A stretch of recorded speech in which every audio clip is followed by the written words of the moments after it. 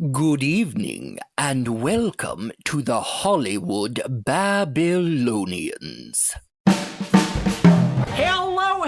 Hello, friends. This is your happy Hollywood history host, Mr. Ben Burke, back today with that wonderful entertainment journalist, Miss Halley Platts, for Halley's Hot Takes Part 2, as we continue to discuss John Frankenheimer's 1962 political thriller, The Manchurian Candidate, from United Artists, starring Frank Sinatra, Angela Lansbury, Lawrence Harvey, Janet Leigh, Leslie Parrish, and Henry Silva.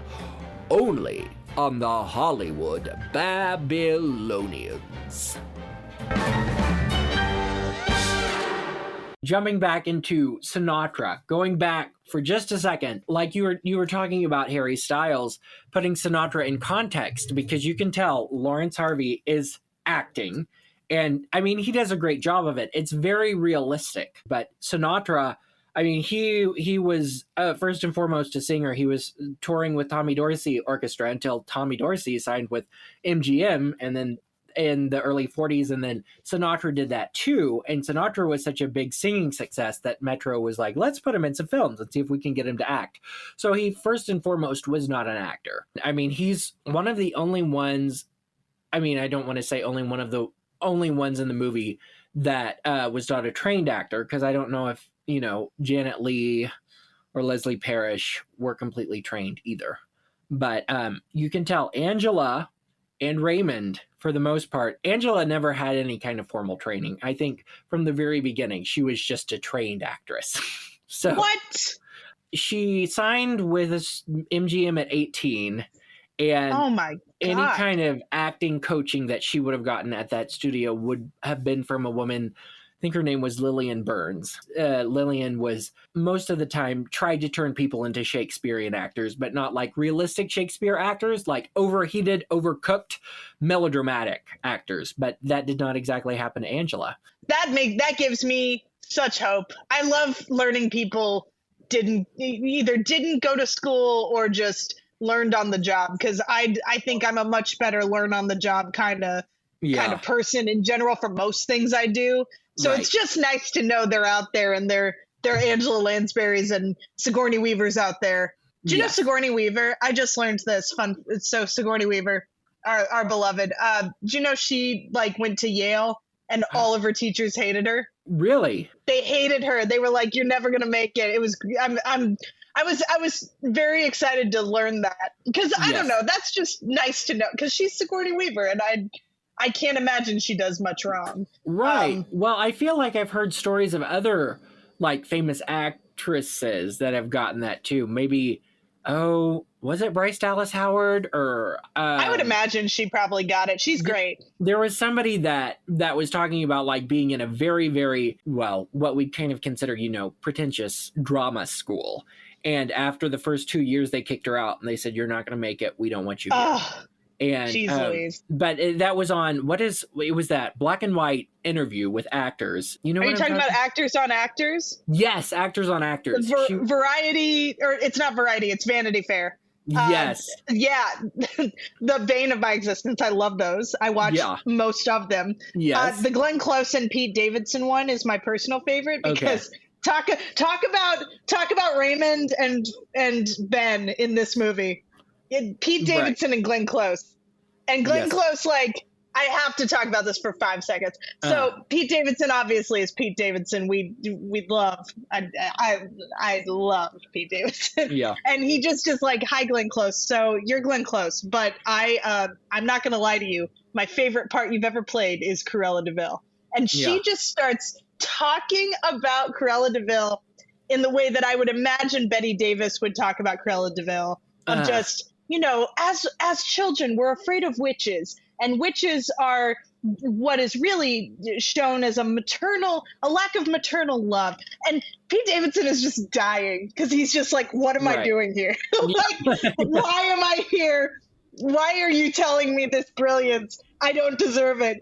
And Glenn Close is just Glenn Close is just being very sweet, but not for 1 second is she pretending like she didn't go to, probably, I don't know, where did she go? Juilliard, Yale, one of them. I don't. Not for 1 second do you not believe she was in those halls. Right. And you're just like, my God.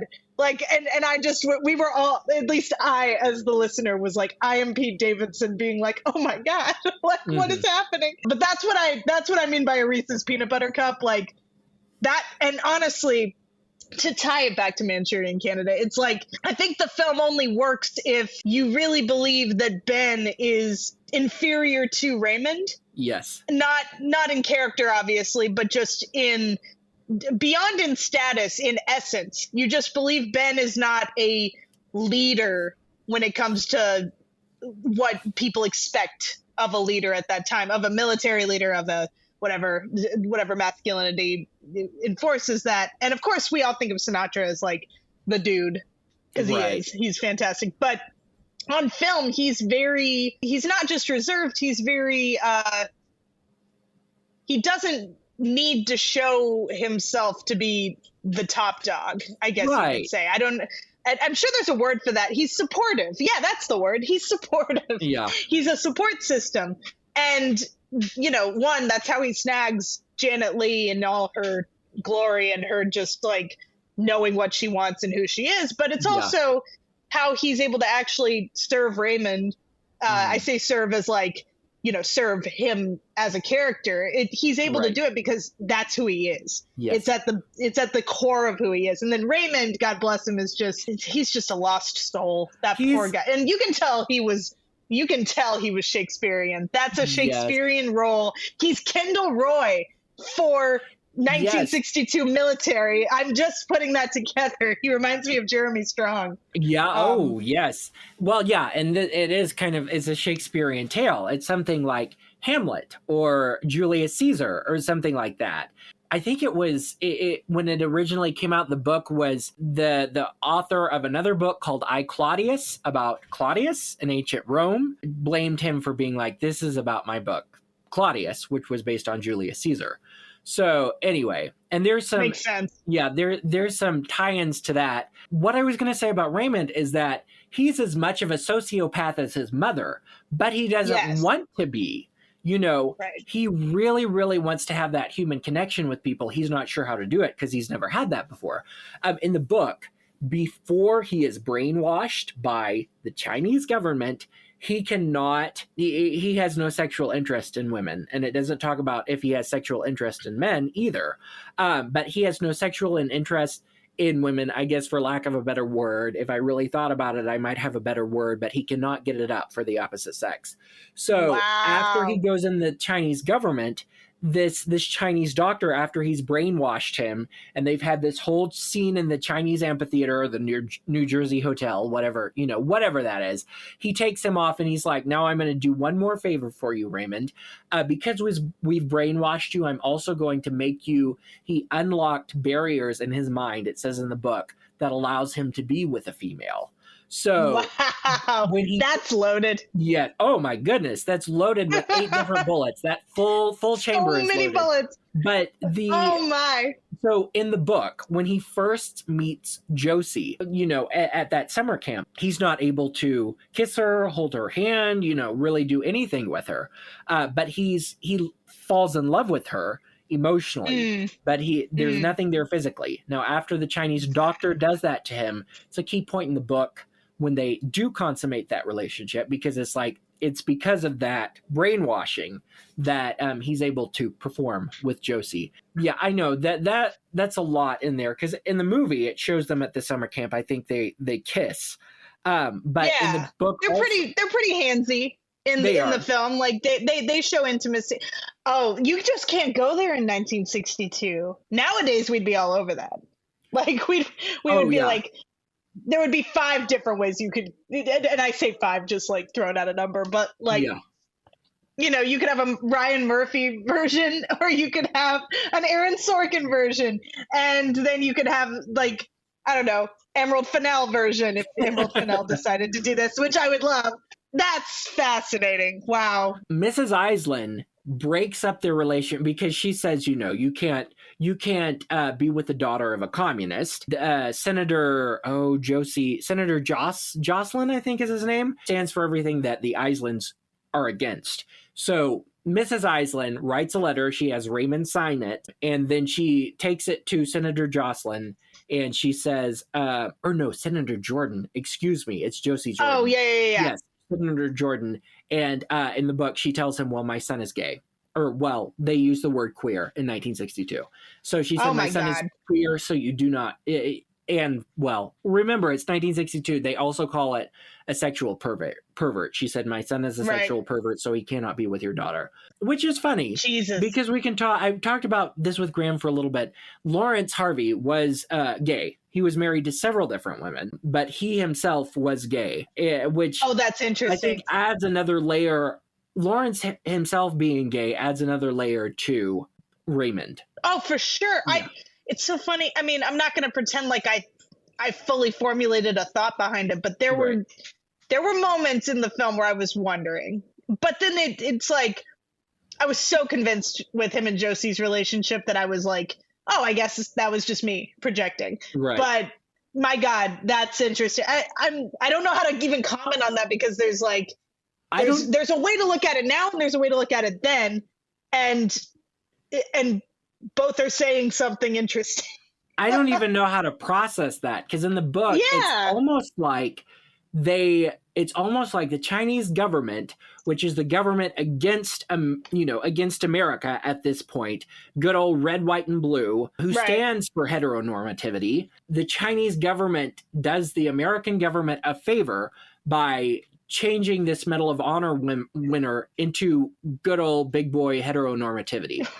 You know, if you can even understand that statement. It's all going back. I mean, truly, the only way I can process it at this moment in time, because there's so much there that you could talk about. But it's just all about, no matter who you are, I guess at that time and really nowadays, I suppose, with the patriarchy, toxic masculinity is going to. It means that the majority of people, just for worse, are going to expect certain things from men no matter what. It's like it doesn't matter. It doesn't matter who your enemies are. It doesn't matter who your friends are. There's an expectation, and it also kind of doesn't matter. Like not to make too blanket of a statement or anything, because culture is culture and everybody's different. But like, I mean, it's true. I know. You know what I mean. At the end of the day, expectations are expectations. And unfortunately, sometimes it just goes back to the same 5 things or whatever. I just randomly threw out 5, but it's the same handful of things of what you're expected in your gender roles. And especially of a military, individual who was in a leadership position. There's just way too many expectations on what that means. I think what strikes me about Raymond as Lawrence played him is he wants to be taken care of. And I think that's interesting. I don't think that's unique to, I don't think that's unique to a soldier or to men or to even someone in Raymond's circumstances. That's a human, that's a human thing. But it struck me that he dove there, like he dove into that flavor and that color of Raymond as just someone who just wants to be taken care of by someone. And, I'm sure there's a lot to go into about how that kind of ends up being Ben. And not, a woman doesn't do it, well, and that's kind of interesting. But I'm not putting anything on that, like that's not there. I just mean like it's interesting that choice, which I guess someone today could read as like, well, it's a boy taking care of a boy, like it's boys rallying together. But I think there's something I think there's something more interesting and deeper there that probably has to do with the homophobia of the time and probably who Lawrence was. And I don't know. Were any of the writers gay that or the writers or the director? Was George Axelrod. No, I haven't read anything about George Axelrod, who wrote the screenplay, John Frankenheimer. I haven't read it. I definitely noticed the themes of that going in beyond, commenting on gender roles, commenting on toxic masculinity. Because at the time that it's being written, to an extent, people aren't really even thinking about either of those things. They're thinking about autonomy and they're thinking about the war and they're thinking about the fact that we're still in an age of war and who knows if we're going to get thrown in here or there by the government and by people who control everything and we don't.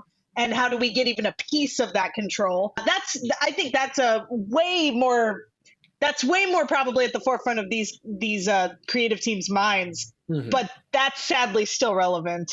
That's sadly still relevant, and we should actually probably be talking more about it. I think arguably, and this is another hot take to keep us going, but it's like, keep us going, Hal. I think arguably they were they were arguably talking more honestly about it back then than we are now.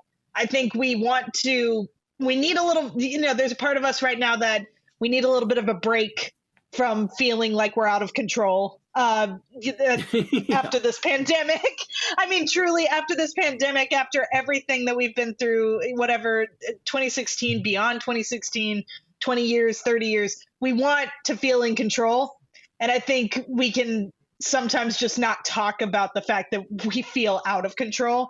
Right. Whether we're making movies about the pandemic, whether we're making movies about war, whether we're making movies about gender, whether we're making movies about anything. It's like we should be a little more honest with ourselves. And I'm really, really, really impressed that these creative teams went there, especially about a war that they very much kind of say, like, no one remembers us. No one remembers the Korean War, whatever. It's like, right. Like they're very much kind of making a point there with this. And then, I think it's that we don't get Vietnam's movies, the movies commenting on Vietnam and being real open and honest about it without this film. Yeah.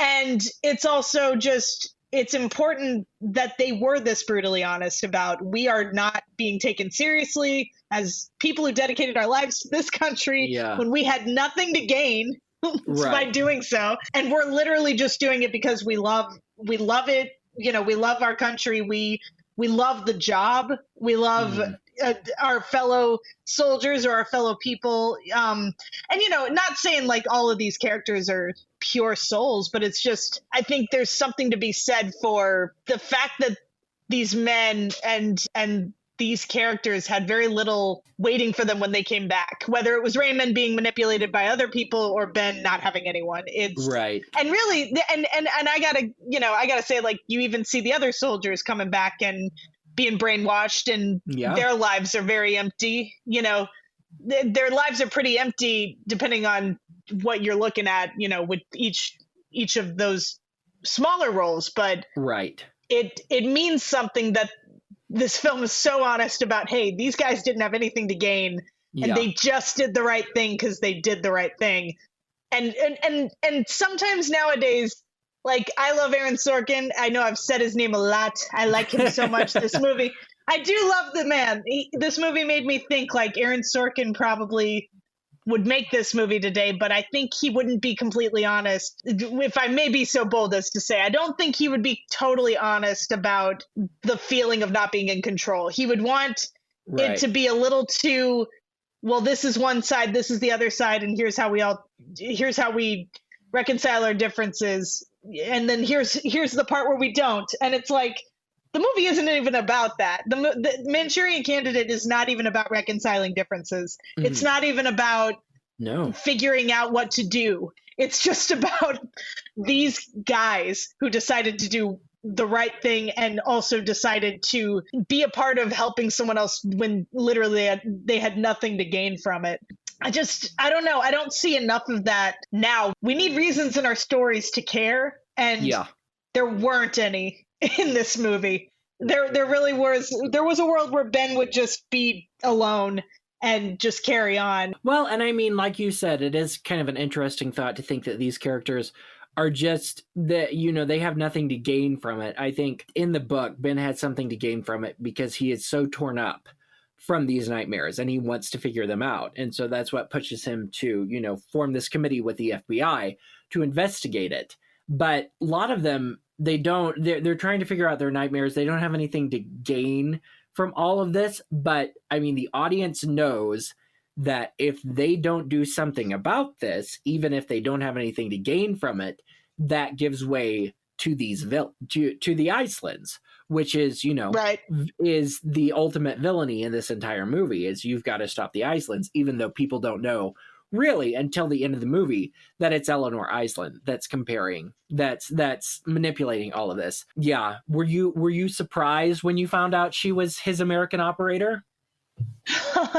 not not extensively. I mean, it's that terrible. I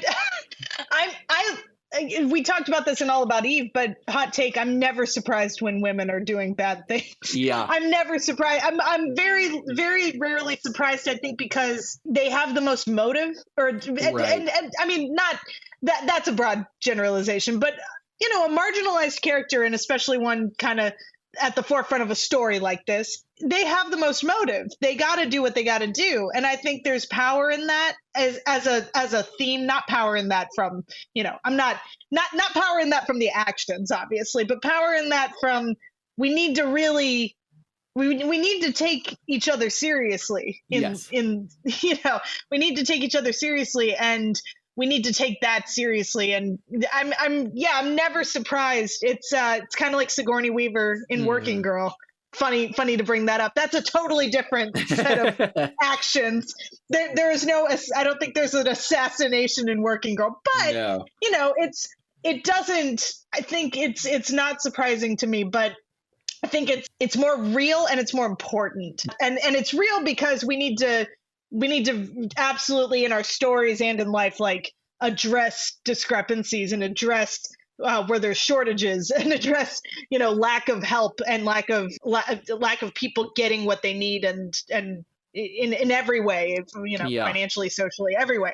But then on the other hand of it, it's important because we need to also recognize, you know, I don't know, we need to recognize that we need to talk about it. Like, it's kind of a layered thing, but we need to recognize that we need to talk about it, and that a film should not be afraid to show that. Because I feel like if this movie existed now, they would be worried about her likability. Yeah. You know, they would be worried about her relatability, because for some reason people think when people are bad, that's unrelatable. It's like, no, we can. Angela Lansbury is doing, you know, I think she was very astute to say, I need a motive on her point. She can't just be a villain. She can't just be, you know, an evil lady, an evil mom, whatever. Right. You can't be a trope. I get that. But she didn't need much, you know? She showing her as a human being with faults and flaws, like, is enough. And I think, you know, I'm interested in seeing kind of the modern day, what that looks like. I guess we're getting Pearls and getting Lady Tremaines. We're getting Lady Tremaines. We're getting roles like that again that are really exciting to see. It's interesting to think about if this movie was made today. I don't know if it would be as bold and brave in a way. Right. But hey, we got it in 1962, and that's an arguably even bigger win. We did. And I have to say first, before I move on to the next point I'd like to talk about, there are no assassinations in Working Girl except Sigourney Weaver slaying us with her hair, which is amazing. Yes, thank you. Thank you. Yeah. Thank you. I needed that. I needed that clarification. We got it in 1962, and, you know, it is pretty brazen and pretty bold. And before the book was written, before this movie came out, there was no term such as Manchurian Candidate.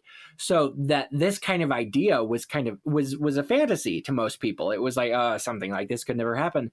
And then came out in October of 1962. Then in November of 1963, JFK was assassinated. And Sinatra was good friends with the Kennedys. So along with, well, I mean, there were several factors why it was pulled out of distribution, but he was good friends with the Kennedys. So he really, really rooted for it. Or he just, you know, he was one of the reasons that it was pulled out of distribution in November of 1963, because it just hit too close to home for all of them. Because then people started thinking, was Lee Harvey Oswald a Manchurian Candidate? Was Jack Ruby a Manchurian Candidate? You know, I think he was with the governor of Texas and his wife in the car. He and Jackie were. And it was like, okay, well, was Lee Harvey Oswald a Manchurian Candidate that was being controlled by the governor of Texas's wife? You know, different stuff like that, comparing it to Mrs. Island. Because I think the governor of Texas was shot at also. And in the book, Eleanor Iceland instructs Raymond to not only shoot the presidential nominee through the head, but to shoot Johnny in the shoulder. And she's sewn in all of this padding, crystal padding in the shoulder, so he will not get hit. So, there is speculation that from all of that, the Manchurian candidate that killed JFK, was it a Manchurian candidate? Did a Manchurian candidate kill Bobby Kennedy? And then in 1965, I talked with Graham a little bit about this, and Garrett. There's a journalist, Dorothy Kilgallen. She was a Hollywood gossip columnist and just like a almost kind of a yellow journalist, but she looked into government conspiracies and different things like that, and she wrote about it. She was a panelist on a show called What's My Line, if you've ever heard about What's My Line. And I have heard What's My Line. One of her good friends, Arlene Francis, who was a panelist on the show with her, said, I've been looking into the JFK assassination. I have this giant file of information. Once I publish all of this, it'll blow this case wide open. And at that same time that she was studying this case, this mysterious man came into Dorothy Kilgallen's life that she seemed to fall madly, madly in love with. Nobody else met this man except Dorothy Kilgallen. They saw him from a distance, but none of her friends and her family ever met him.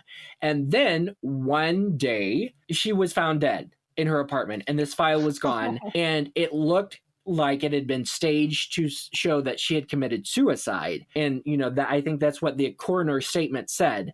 But conspiracy theorists, and also, all of it is conspiracy, but a lot of it sounds like her suicide, it was staged, like she was purposely given all of these sleeping pills because the file was gone. It completely disappeared. This file that she always had with her on JFK's assassination completely disappeared in 1965 when she supposedly committed suicide. So, wow. That's one reason, pulling this film out of distribution from about 1962 to 1988. And then that's when it was put back into distribution, and it was shown in movie theaters again, like a general release. And it was it reintroduced another generation to the Manchurian Candidate. But for a long time, it was, considered like they showed it. They didn't show it on television. They showed it maybe like once or twice in an art house over those 26 years. But it was kind of just considered like, oh, it completely disappeared off the face of the earth after JFK was assassinated, because all of a sudden it was like, this is incredibly real and incredibly terrifying. It's too real. They were too real. They told too many truths. They went there. That's wild. What's funny? Now that you say that, I'm like, maybe this movie can't get made again. Not this movie. I just mean something this real. Right. I'm trying to think of like the closest thing to modern day that has. Okay, you're gonna laugh. Hot take to start to close us out. I think The Interview by Seth Rogen and Evan Goldberg might be the modern equivalent of this movie. Okay, I heard about that. Refresh me. What is The Interview about? So, The Interview is a fantastic movie, in my opinion. I highly recommend. It was made, I believe, in 2013, 2014. Might have been earlier. It's where a fictionalized James Franco basically plays Andy Cohen, like a straight Andy Cohen. Oh yeah. And gets invited by Kim Jong-un to go to North Korea and interview him because it's one of his favorite shows. And Seth Rogen and James Franco are like, oh my God, I guess we're doing like I think like one of them needs better press or something. I can't remember exactly I think they need better ratings. So they're like, what the hell? Let's do this. This is crazy, but let's do it. Why not? And then basically the American government says, hey, so while you're there, we want you to kill him. And they're like, why are you giving us this task? We are the most ill-equipped people for this. Yeah. I can't believe we're doing this. And then they get thrown into like literally a misinformation, just like antics ensue. Because between Kim Jong-un, which is extremely bravely portrayed by Randall Park, and I think Randall Park does an extraordinary, like strange love level job of playing Kim Jong-un. Because talk about a risk. Yes. What a risk. He's basically playing him like a playboy, just absolutely just going hot and heavy with, being a liar. And he basically tricks James Franco into trusting him for a little bit. Seth Rogen the whole time is like, you're insane. He's literally he's like, you know how they said he's a manipulator of the media? Guess who you are? James Franco's like, I don't believe, like, he's not like, I don't believe him. He's like, I haven't seen anything. I don't know. Like, maybe this guy's just misunderstood like me. Yeah. And he's like, you're literally the media. He is manipulating you. And basically what ensues is just, that it turns into an assassination plot. It goes into, it becomes an action adventure, starts out as a super dark comedy. And I think it's fantastic. But yeah, they had to not release it. The distribution model got totally obliterated because North Korea threatened America. I remember with that bombing now. movie theaters. Yeah, it was crazy. And Seth Rogen hilariously is just like, I don't know how the hell that happened. Like, I can't believe it was taken that seriously. But it was gonna, like, movie theaters were pulling it. Yeah. And Obama, wonderfully so, had to be like, look, we're not going to be, we're not going to be afraid of this. But at the same time, they had to take precautions. But Obama at the same time was like, basically fuck off. Like, we're not afraid of you. You're talking big talk. And anyway, so then Netflix bought it. This was back when Netflix was kind of peeping through, and they bought it. So it kind of got it was a big deal that Netflix bought it because, everybody was like, we're not going to touch that. Yeah. AMC pulled it.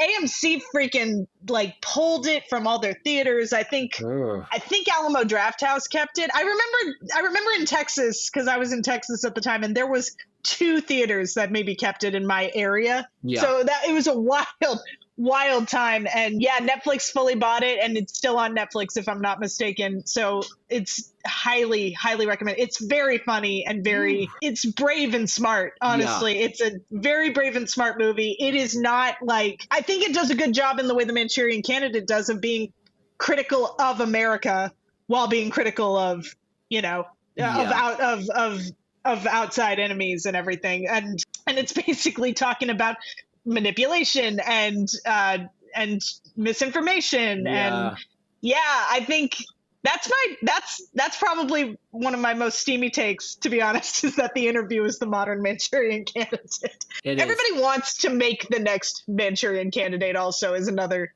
mini hot take. Everybody wants to make a new one. Yeah. And it's like, I'm sorry, have you been threatened?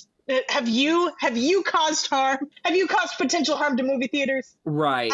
You haven't earned the right. No, I'm kidding. Yeah. But that's not a challenge, people. But I mean, if somebody makes a movie about January 7th, that's gonna be a lot. Yeah. That's gonna be hot. That'll be really hot, and I'll be in the front row seat. I want to see that movie, as long as it's good. My God, if it's like a bad movie. How terrible would it be if it was a bad movie? Somebody better make a good movie. Yes. About January 6th. So before we completely wrap it up, do you have any more hot takes on the Manchurian Candidate? What you loved, what you hated, anything we forgot? Oh, I do have to talk about real fast. So the karate fight in Manchurian Candidate, which is a little bit silly. I mean, it's stagey and it's 1960s and it's dramatic. I forgot to tell because Graham wanted to talk about it, and he was like, that it just feels weird and out of place. It's in the book, but Frank Sinatra, Henry Silva was trained in karate. I think Frank Sinatra had to train to be a karate hero like he is in the movie. But he accidentally broke his pinky because he chopped a big chunk out of that table, if you remember, in that scene. And he was supposed to pretend to come down on Henry Silva. Henry Silva moved his head. And so instead of pretending to come down on Henry Silva, his hand just went through the table and he broke his pinky. But that's something that I completely forgot to tell Graham. So I thought, I'll bring it up with Halley. But anything else? I wanted to ask about what you thought of the ending. Did you expect it to happen? Were you moved? I was so moved. No, I was so moved. I was so moved. It's so funny because I was unsure of what to expect. Right. But I was on the edge of my seat the entire time. I thought it could go either way. Even when I had a feeling it would go the way it went, I was surprised how the film did it. I was surprised of the choices, the cinematography choices. I did not expect him to kill his mother. That got me. Yeah. I think it's smart that he killed the guy first. Yeah. It's just, and I'm sure it's all in the novel, but the way it's shot with the very quick pan from the guy he's supposed to kill to Johnny, Right. and then it just happens in 5 seconds.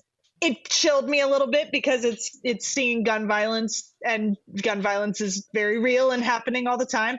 Yes. But it also, the suicide got me the most, and the metal on his neck. I know. Well, and it deconstructs that. Yeah, I keep using the word deconstructs, but it's just like the Medal of Honor throughout the book. Yeah. And it says at the beginning of the movie, it's exactly. It's the highest level of honor somebody can achieve. And to be like, this entire thing is fake. It's based on a ruse. And to then, not only know that it's fake, but to destroy it also. Destroy this American symbol of heroism, and then, I mean, in the book, you hear about it, but nobody sees it. In the movie, you see it. I'm glad you saw it, because even the split second watching Angela, when she realizes like, oh shit, this is not, and just the look on her face as she looks up there, and then that perfect breathtaking fall that she did in one take, because John Frankenheimer said, okay, so Angie, this is what's going to happen. You're going to get shot. You're going to fall down. And she was like, how is that going to work? And he's like, oh, you'll figure it out. So she went to, I think like a rifle or a hunter. And she said, so if a human being was to be shot here in the middle of the forehead, what would happen? He said, well, it would snap your neck back, and the force would be so big that your feet would then fly out from under you. And so she said, I practiced it some, but I didn't even really think about it much. And when it happened, I just went with it. So I was like, well, that's Angela Lansbury. No, Angela. That's Angela. That's an actress at the top of her game. Who does that? Who does that? Says, I'm going to go see what it would be like to be shot. I mean, really? And is a sensible, healthy actor. Yeah. That's incredible. It was real. Like, it was realistic. It was something that unfortunately we've become accustomed to kind of seeing bits and pieces of, but it was, it chilled me to my core. And wow, go Angela for the actor's homework on that one. It was, I was sad when she died, if that's even processable. I was extremely sad. And then my breath was taken away when he put the medal on himself, and I had a feeling he was going to kill himself. But when he did, the way he did it was heartbreaking. But even more heartbreaking in my brain I was like, how are they going to end it? Are they going to end it with a button line? Are they going to end it with, and he was Raymond, and then he ends it with help? And that as a script, I don't know if that was improv, you might know, but it was tragic. I mean, I always thought, because that scene where he shoots his mother, his stepfather, and then he shoots himself, and you don't watch him shoot himself, but you watch Sinatra witness it. That is so moving that it's like you could have ended the movie right there. But I feel like Frankenheimer said he liked that button on the end of the movie. He was reading from like the United States book on the Medal of Honor, the winners and what it meant. And he said he felt like that was a perfect button because he's reading the significance of the Medal of Honor and how this whole thing was a ruse. And then all Janet Leigh does is sit there and watch him, but you feel for her, you feel for him. So I think, and Graham said he felt like that ending was too melodramatic. It was like he should have ended on Sinatra's face. I loved it. Yeah. See, I loved it. And maybe it's because I was kind of expecting, you know what's funny is I was actually expecting it to be more dramatic. I thought it would have been a little too dramatic to cut it at, and that was Raymond. But the fact that it even as the credits are kind of starting and the music's starting, that it's Sinatra, and it's Sinatra in his flavor, in his like one takeness, saying help. I was like, that's not a 1960s choice. That's a really raw and natural and interesting, without a proper ending, like without closure. Yeah. There's no closure in that, because he's going to think about that, and for lack of cheesiness, but like he's going to be haunted and have nightmares about it forever. Well, like the nightmares will continue. Yes, his nightmares from China have been replaced with the nightmares of this Democratic conventional rally. And that's the truth of being a soldier and of being used by the government and used by a higher power for bad, for self-indulgent reasons, for whatever. When you're not taking care of your own in a healthy way. Yeah. And I think it's bold and brave and smart. I loved the ending. I thought it was actually kind of a Graduate ending, not gonna lie. It struck me as more of a 70s choice of an ending as opposed to a 60s. Yeah, I was haunted by it and I loved it. I loved it. Sad. Yes, because it's not even a denouement. It's like nothing. The death of all of them has opened even more doors and left even more things. And Dustin Hoffman and what is her name? I can't remember who played his girlfriend in The Graduate, looking at each other and being I'm the worst. I should know this. This is sad. No, that's okay. I'm sure somebody will come for us. She was an Oscar nominee. Well, it's like Dustin Hoffman and what's her face looking at each other. And being Catherine Ross. Ross. Dustin Hoffman and Catherine Ross at the end of The Graduate looking at each other and being like, oh shit, what have we just done? What are we going to do now? Yeah. Like, what's next? And honestly, ending on help is just perfect button from the beginning. A soldier saying help is also just haunting. Yes. Especially one that's not even in war. So yeah. Fantastic. Awesome. Extraordinary. Final hot takes. I want a movie about at this level of boldness, right? At this level of bravery. I think less is more in this film, as crazy as that is. I think we need less in terms of less. I don't know if we don't need limitations necessarily, but we need less when it comes to talking about these big, complicated themes.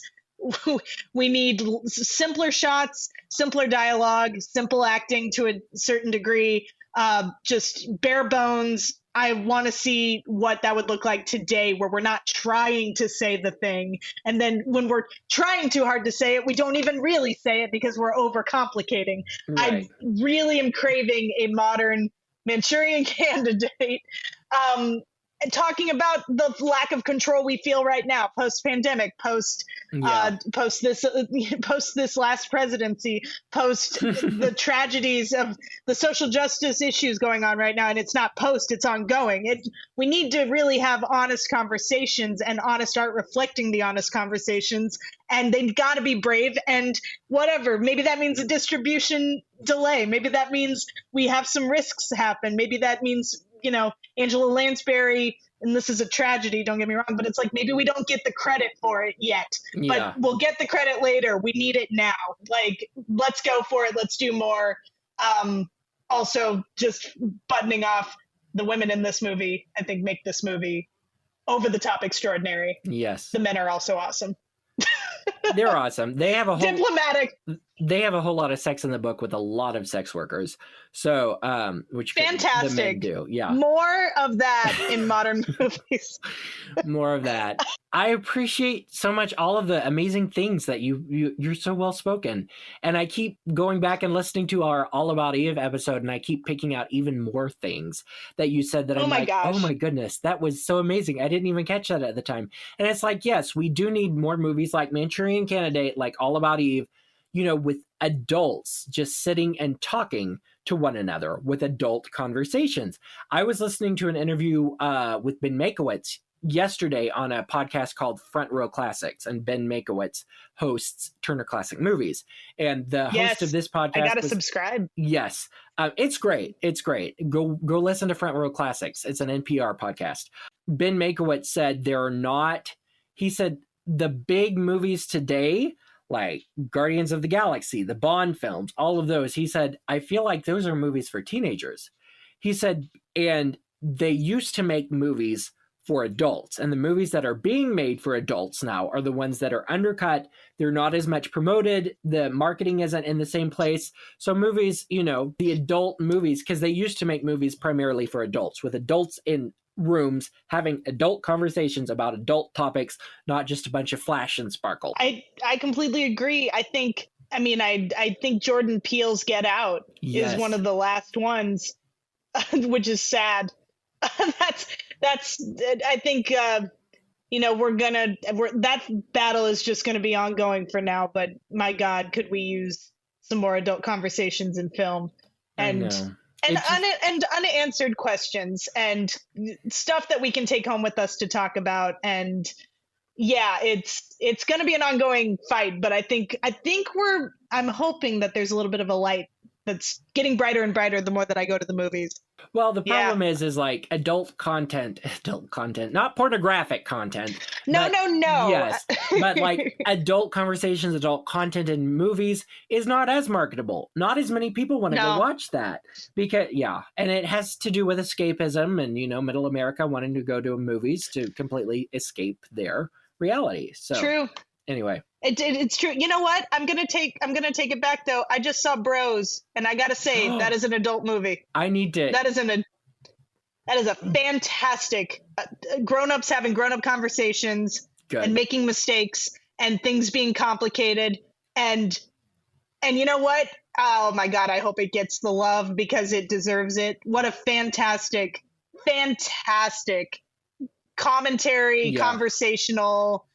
And I say commentary, it's not the commentary we're too used to, where it's got one statement. It's got probably 20 plus statements going on. And also, I will say, as someone in a straight passing relationship at the moment, it's like super relatable. It's one of the most relatable love stories I've seen. So, I don't know. I'm adamant about, I just think it's, and I may not say this perfectly, but I'm just going to speak from the heart, if I may.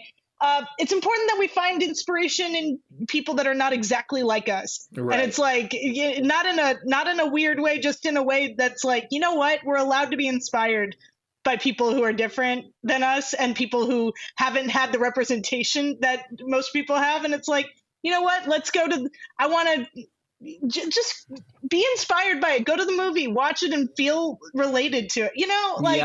It's not to me. I'm like, that's something we need more of. And you know what, Bros helped me come to terms with a whole lot of feelings I had that I've never gotten from people, or stories that looked a little bit more like mine. And it's just that's big. That's a big deal. And I think more grown-up movies like Bros, honestly. And it's funny. Yeah. Like, of course it's hilarious, but that's an important freaking movie. Yes. Well, Billy Eichner has been really selling it on social media, which is great.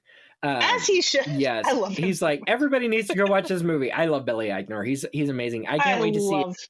But I feel like that's a good place to stop with. We need more stories. Absolutely. We need more stories of people. We need to be inspired by more stories from people that are not like us, marginalized people. Exactly. Even if they're not marginalized, just inspired by people that are not like us, because an open mindset is a good one. Exactly. Just be inspired by it. Like, just do it. Just let yourself be inspired by it. That's just my thing. Yeah. Hell yeah, Ben. Thanks for letting me talk that one out. Oh, of course. Yes, amazing. And I'll probably keep it in because that was a great thought. But anyway, thanks, man. Do you have anything else before we tie this up with a bow? No, I don't have anything else at the moment. Love to everyone out there. I may be starting my own little podcast baby soon. Yes. So more info for that coming soon. We're working out the kinks at the moment, and Mr. Benjamin Burke will absolutely be a part of it. So very, very excited. So we're circling around a movie themed podcast where we take movies and we talk about what we would do with their reboots. Or if we take a reboot, then we talk about the reboot.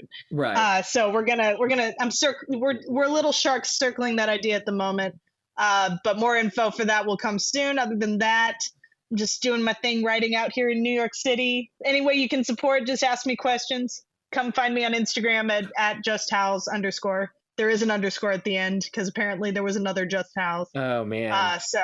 Well, and so boom. Thank you for saying that. I'm always like, that's always something on my mind is like, I need to ask my co-hosts what their social media handles are. And I'm like, I always forget about it. And they're people that, you need to follow these people on social media. Go follow Just Hal's. You will not be sorry. But yeah, I mean, we're going to have you back on. We're going to find out the name of your podcast. Get ready to have a blast doing it, but get ready to work on it more than you've ever worked on anything else in your entire life. Oh boy, is that something I'm gearing up for? Hey, you're an inspiration. You're a constant inspiration to me, my friend. You're amazing. Oh, thank you for having me. Oh, of course, and you're an inspiration to me. I'm so glad to have you. So for all of you who have been listening to us for the last 2 hours and 15 minutes, this will probably be like a two-parter episode. Thank you for listening to the Hollywood Babylonians today. If there's a topic that we talked about or something that we said that you're like, I'd like to add to that, or I'm not sure if that's true, then feel free to write into the hollywoodbabylonians@gmail.com and give us your opinion. We'll read your letter on the air. If there's a movie you'd like us to talk about, write in and tell us about that, why you love it. We'll read your letter on the air. We might decide to talk about your movie. Wouldn't that be exciting? Go follow us on TikTok, Instagram, YouTube, and what is the other one? TikTok, Instagram, Facebook, and YouTube at the Hollywood Babylonians for more Hollywood Babylonians content. Until next time, this has been Halley Platts and Ben Burke. Thank you for listening to the Hollywood Babylonians. You have been listening to the Hollywood Babylonians. The Hollywood Babylonians is produced, edited, and hosted by Ben Burke and co-hosted by Halley Platts. Audio engineering by Andrew Davis with artwork by Ben Burke and Jamie Lee. If you like what you heard today, be sure to rate, review, and subscribe, and follow us on TikTok, Instagram, Facebook, and YouTube at the Hollywood Babylonians for more Hollywood Babylonians content. Tune in next Friday, January 27th, as we discuss the production history behind John Frankenheimer's 1962 political thriller, The Manchurian Candidate, with What's in the Box podcast host Graham Bryant, only on the Hollywood Babylonians. Thank you for listening and have a good night.